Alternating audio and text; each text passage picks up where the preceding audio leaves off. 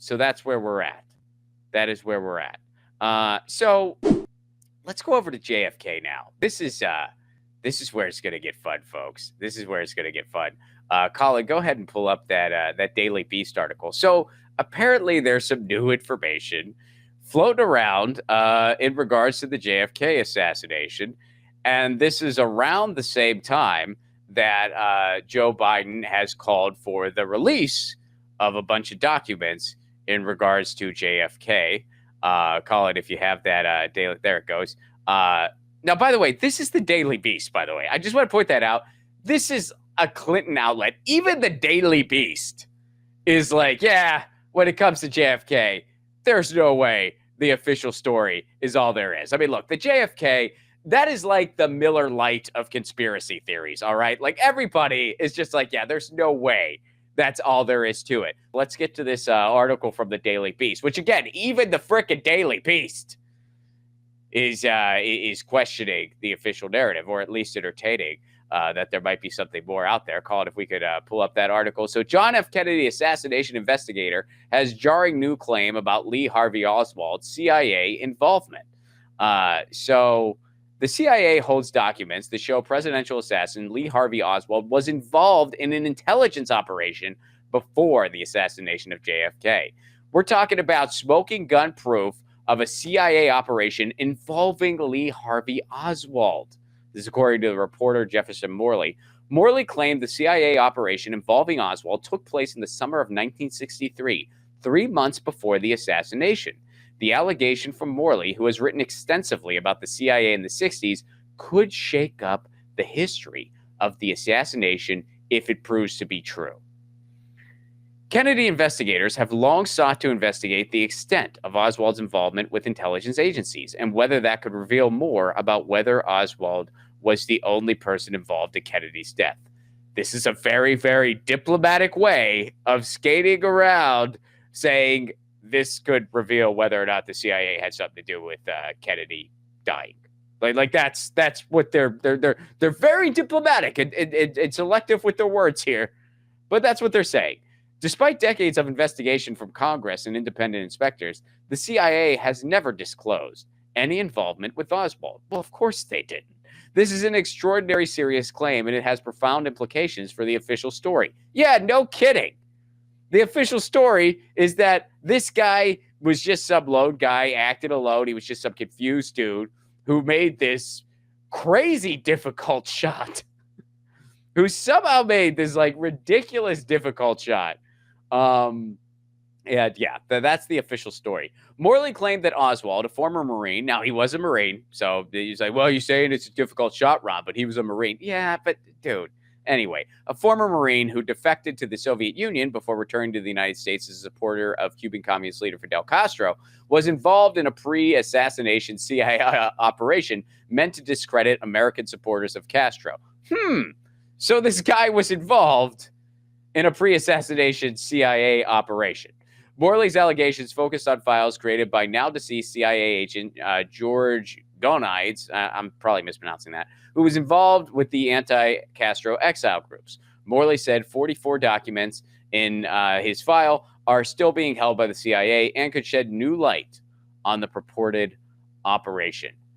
Man, no one outside the CIA was any wiser. Maybe. I don't know. Morley said of the effort, which he said involved work to promote Oswald as an unhinged pro-Castro figure. The claim from Morley, a former Washington Post reporter, came at a press conference for Kennedy assassination investigators that includes a sitting federal judge. The event was organized by the Mary Farrell Foundation, a nonprofit archive of Kennedy assassination materials. The group claims the release of new documents from the CIA and other federal agencies could shed new light. The press conference, here's another interesting part here.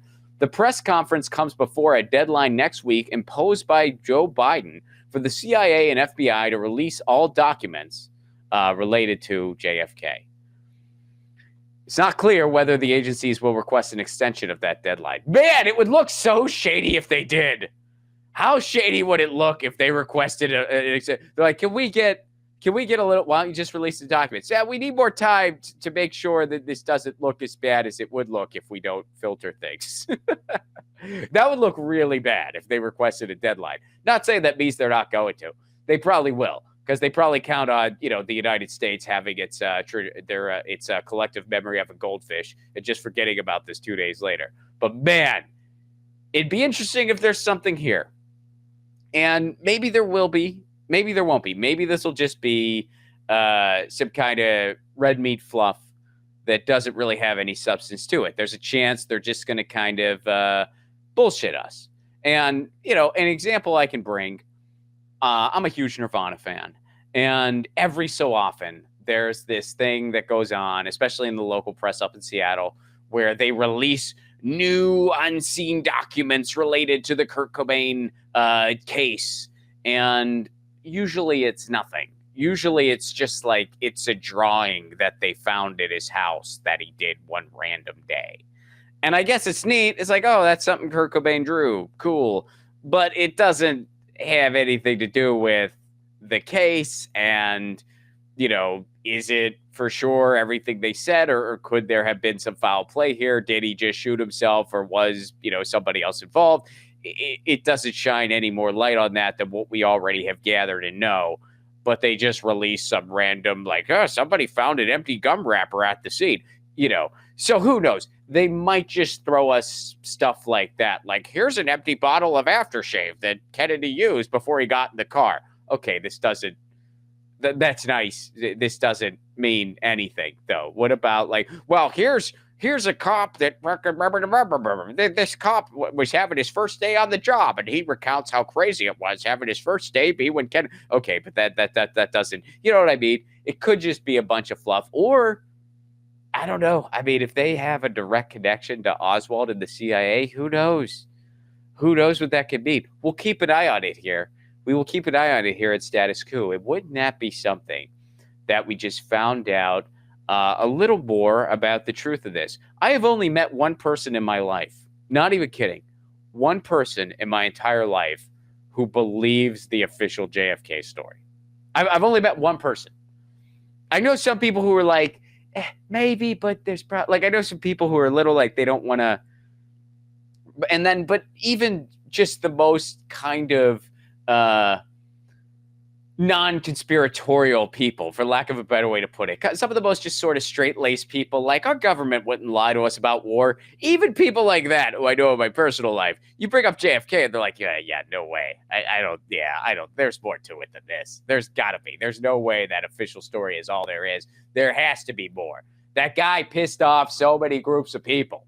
He pissed off the CIA. He pissed off the Fed. He pissed off Cuba. He pissed off the mob. He pissed off the gambling commissions. He's pissed off, which I guess, I already said the mob. Maybe that was a little. He pissed off a lot of people.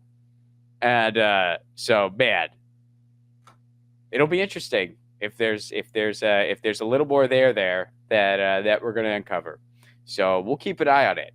But yeah, even the Daily Beast, folks, even the Daily Beast.